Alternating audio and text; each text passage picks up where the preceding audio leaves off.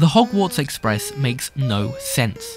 So much so that it bugs anyone who's interested in railways, because the lore that's been stacked on top of the books and films it's in completely contradicts themselves. Previously we talked about why there are 2 real and many fake locomotives identifying as Hogwarts Castle. But today I'll vent why none of it matters, because in official canon it seems that none of it matters! The use of the Hogwarts Express allegedly has a backstory. For centuries, there was no regulated way for students to get to Hogwarts at the start of each school term. The Minister of Magic, or Mom, in 1827 was frowned upon for their fascination for Muggle technology. But regardless to objections, decided that the best approach was a steam-hauled train. In 1830, a heist was undertaken at Crewe Loco Works, with the largest use of memory and concealment charms. A big red engine was stolen, and spell-dazed fitters knew that something was missing, but they didn't quite remember what. By some plot convenience, an entire railway spanning the length of London to Scotland was built by the next morning, along with a station and coaches. By some lack of plot convenience, for the next few years there was the issue that they didn't build a station at the other end of the line in London. Having wizards alight at a new terminus in the capital would have been too risky, so a new platform was created at the recently built King's Cross in 1852. At platform 9 3/4, through a concealed entrance, on the 1st of September and every other start of term, the Hogwarts Express would depart at 11 AM, bound for Hogsmeade.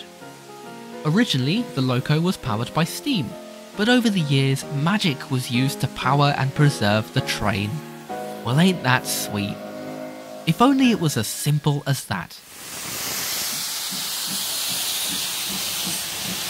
Igniting the inner rivet counter in me, let's pick this thing apart.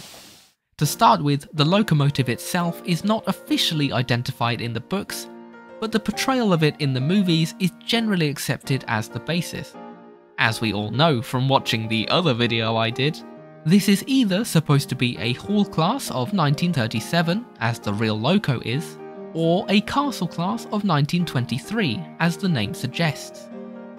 Either way, these engines were built in Swindon Works for the Great Western Railway, not 100 years earlier as the lore implies.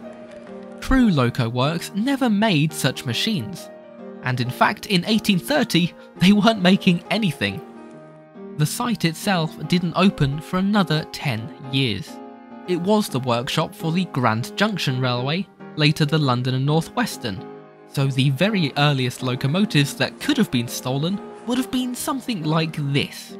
An example of motive power from the 1830s would be something like Planet or Lion, which certainly would not have been capable of travelling hundreds of miles in a day, given these were very much the pioneering days of rail travel. Okay, so presuming that different locos and coaches have been stolen over the years, Hogwarts Castle, as it appears in the movies, is a Hall class, accompanied by a set of British Railways Mark I coaches from the 1950s.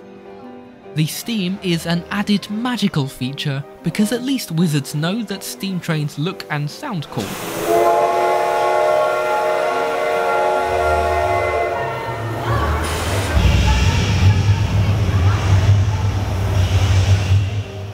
According to the nice trolley lady in the later stage show, the train doesn't like students attempting to leave before it's stopped, implying that, as well as being powered by magic, it also might be sentient.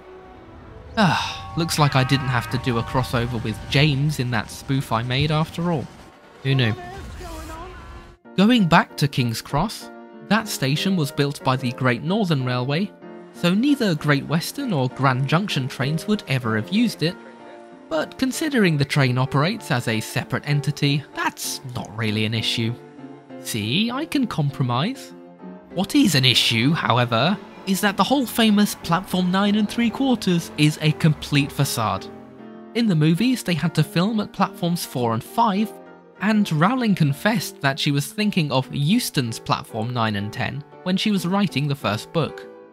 In fact, the only reason she chose King's Cross at all was because her parents met on a train bound for Scotland. So the moral here is to always put your personal connections before your contextual accuracy. However, I can appreciate that despite all of its flaws, like how there's supposedly a corridor tender between the loco and coaches, or wondering why Hogsmeade was randomly changed in one movie, or thinking about what the train and its crew do for the rest of the year. It's nice to see a big red chuffing steam engine on the big screen.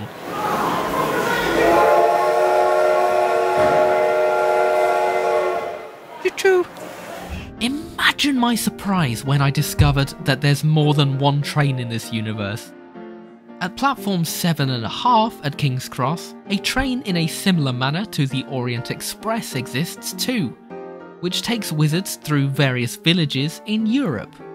Yes, that's mainland Europe, and yes, villages and not cities. There's a separate train for that. At platform 3 1/3, you may be mistaken in thinking you've walked into a George Harrison album. But no, platform 3 1/3 is where you join the Great Wizarding Express. Because why not keep reusing the platform 9 3/4 pun? In Fantastic Beasts, this train ran again to the continent in the 1930s. Presumably via a train ferry, as the Channel Tunnel didn't yet exist. Straight through to Berlin. Boy, I bet that route stopped being popular about a decade later. I suppose what I'm getting annoyed at here is that it's bad to steal a train, especially when the train you steal shouldn't really exist. To make matters worse, in the movies, Battle of Britain class Tor Valley was considered for the role of Hogwarts Castle, and it was dressed up as such to promote the 4th book, but the director somewhat ironically considered it looking too modern. Olton Hall is the real star, but another gripe for rail fans is that the chime whistle used in the movies is a stock sound effect recorded from Britannia. Not a Great Western bell whistle. That annoys me too because that exact stock sound is used in so many other places. But of all of this nonsense, there is one detail about this backstory that I do respect.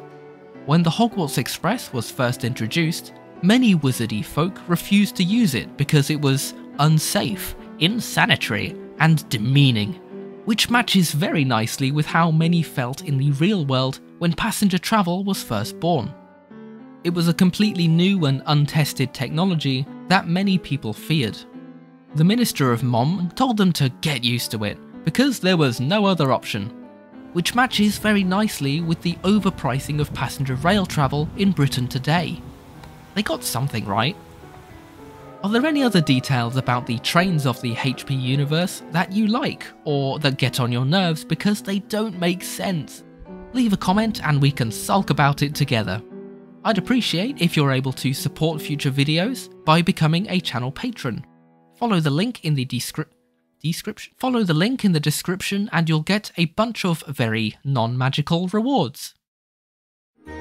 Many thanks to my brilliant channel patrons: Alex Goodman, GBH Train, D0280 Falcon, Sean Tempest, Random Thomas Fan, Ego, Dark White 73, and Andrew Dyack.